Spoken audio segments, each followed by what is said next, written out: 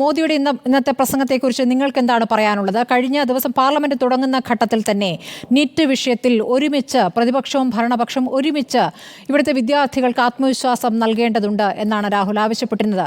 അതിന്മേലൊരു കൃത്യമായ പ്രതികരണം നടത്തുന്നതിന് പകരം അതിന്മേൽ നടന്നിരിക്കുന്ന കോഴയെക്കുറിച്ച് പ്രതികരിക്കുന്നതിന് പകരം മുൻ വർഷങ്ങളിൽ ഭരിച്ചിരുന്ന 10 വർഷം മുൻപ് ഭരിച്ചിരുന്ന കോൺഗ്രസ് സർക്കാരിൻ്റെ അഴിമതിയെക്കുറിച്ച്, കോൺഗ്രസ് അഴിമതി കൊണ്ടാണ് പരാജയപ്പെട്ടത് എന്നുള്ള കാര്യം അവർ തന്നെ സമ്മതിച്ചിട്ടുള്ളതാണ്.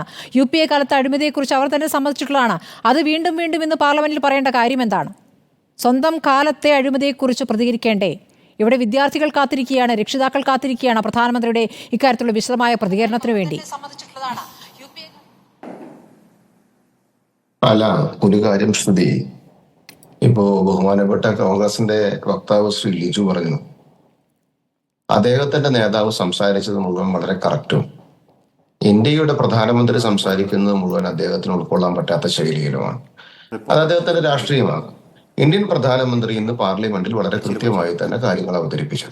പിന്നെ ആ കാര്യങ്ങൾ അവതരിപ്പിക്കുന്ന സമയത്ത് വസ്തുതാവിരുദ്ധമായിട്ടുള്ള കാര്യങ്ങൾ പ്രതിപക്ഷത്തിരിക്കുന്ന വ്യക്തി, പ്രതിപക്ഷത്തിന്റെ നേതൃസ്ഥാനത്തിരിക്കുന്ന വ്യക്തിയായിട്ടുള്ള ശ്രീ രാഹുൽ അവതരിപ്പിക്കുമ്പോൾ സ്വാഭാവികമായിട്ടും അതിനെതിരെ പ്രതികരിക്കും.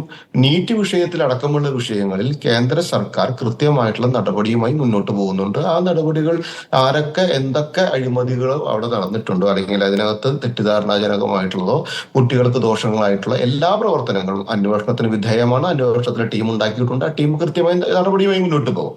ഇവിടെ എന്താണ് ഉണ്ടാകുന്നത്? കോൺഗ്രസിന്റെ നേതൃത്വത്തിൽ നടക്കുന്ന ഒരു നാടകമല്ലേ? അതായത് നിങ്ങൾ അടക്കമുള്ള മാധ്യമ പ്രവർത്തനം, ഞാൻ റിപ്പോർട്ടർ ചാനൽ കൃത്യമായി വീക്ഷിച്ചതാണ്.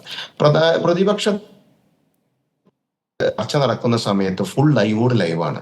ഇന്ന് പ്രധാനമന്ത്രിയുടെ എത്ര തവണ നിങ്ങൾ പ്രധാനമന്ത്രിയുടെ പ്രസംഗം കൊടുത്തു എന്നുള്ളത് നിങ്ങളൊന്ന് ആത്മപരിശോധന നടത്തിയാൽ. അപ്പൊ നിങ്ങളെ സംബന്ധിച്ചിടത്തോളം ഇവിടെ പ്രധാനമന്ത്രി സംസാരിക്കുന്നത് കേൾക്കാനല്ല നിങ്ങൾ ആഗ്രഹിക്കുന്നത്, പ്രധാനമന്ത്രിക്കെതിരെ കേൾക്കാനാണ് നിങ്ങൾ ആഗ്രഹിക്കുന്നത്. അത് നിങ്ങളുടെ രാഷ്ട്രീയമാകാം, നിങ്ങളുടെ അജണ്ടയാകാം, അതിലൊന്നും ഞങ്ങൾക്ക് വിരോധമില്ല.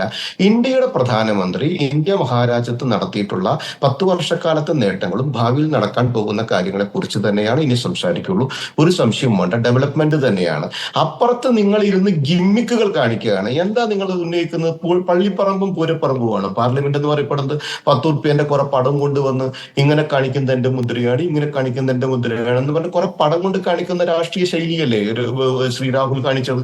അവിടെ ഈ ഇന്ത്യൻ പാർലമെന്റിൽ സംസാരിക്കേണ്ട പക്വതപരമായിട്ടുള്ള ശൈലിയിലല്ല രാഹുൽ സംസാരിച്ചത്. രാഹുൽ സംസാരിച്ചത് എന്താണ്? കുറച്ച് മാധ്യമങ്ങളുടെ കയ്യടി മേടിക്കാനും കുറെ കൂട്ടായ്മകൾ ഉണ്ടാക്കി കൊണ്ടുവന്നതിന്റെ ഒരു ഗിമ്മിക്ക് കാണിക്കാനും കാണിച്ചിട്ടുള്ള നാടകം. ഒരു നാടകമായിട്ടല്ലാതെ എന്താണ് നിങ്ങൾക്ക് അത് തോന്നാൻ കഴിയുന്നത്? റിപ്പോർട്ടർ ചാനലിന് ഒരു സംശയവും വേണ്ട, ഒരു കാര്യം വ്യക്തമാക്കിക്കൊള്ളുക. നിങ്ങൾ എത്രത്തോളം പ്രതിപക്ഷ സംവിധാനത്തെ മാത്രം ഉൾക്കൊണ്ടുകൊണ്ട് മുന്നോട്ട് പോകുന്നു, നിങ്ങൾക്ക് നിങ്ങളുടെ രാഷ്ട്രീയം മുന്നോട്ട് കൊണ്ടുപോകും. ഇവിടെ മോദിയുടെ പ്രസംഗത്തെ കുറിച്ചാണ് ചോദ്യം. നിങ്ങൾക്ക് മറ്റു കാര്യങ്ങൾ പിന്നീട് പറയാം. മോദിയുടെ പ്രസംഗത്തെ കുറിച്ച് പറയാം, നിങ്ങൾക്ക് രാഹുലിന്റെ പ്രസംഗത്തെ കുറിച്ച് പറയാം. ചാനൽ എന്ത് കൊടുക്കുന്നു, എത്ര സമയം കൊടുക്കുന്നു എന്നുള്ള നിങ്ങളുടെ കൺസേൺ ആവേണ്ട കാര്യമില്ല.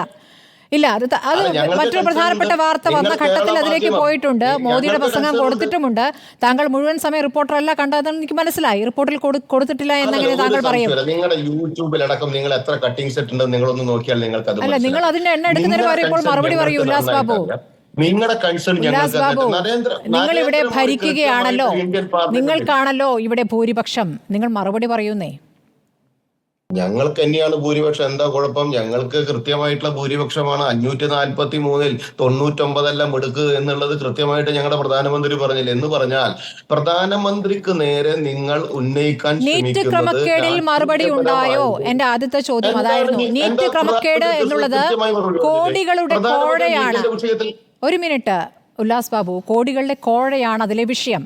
ലക്ഷങ്ങൾ കൊടുത്ത് ക്വസ്റ്റ്യൻ പേപ്പർ വാങ്ങിയെന്ന് വിദ്യാർത്ഥികൾ തന്നെ സാക്ഷ്യപ്പെടുത്തുകയാണ്. അവർ അറസ്റ്റിലായിട്ടുമുണ്ട്. ഇതേക്കുറിച്ച് പ്രധാനമന്ത്രി എന്താണ് പറയുന്നത്? നീറ്റിനെ കുറിച്ച് അഴിമതി നടന്ന സംഭവമാണ്. എന്നിട്ട് 10 വർഷം മുമ്പുള്ള അഴിമതിയാണോ ഇപ്പോൾ പാർലമെന്റിൽ പറയേണ്ടത്? നിങ്ങളുടെ കാലത്തുള്ള അഴിമതിക്കുള്ള മറുപടി വേണ്ടേ ഉല്ലാസ് ബാബു? അല്ല സ്മൃതി, നീറ്റിന്റെ കാര്യത്തിൽ ഉത്തരവാദിത്തപ്പെട്ട മന്ത്രി വളരെ കൃത്യമായിട്ടല്ല.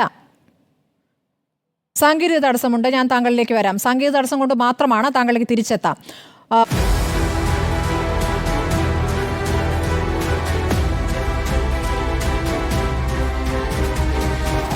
Debate with Smriti Paruthikad.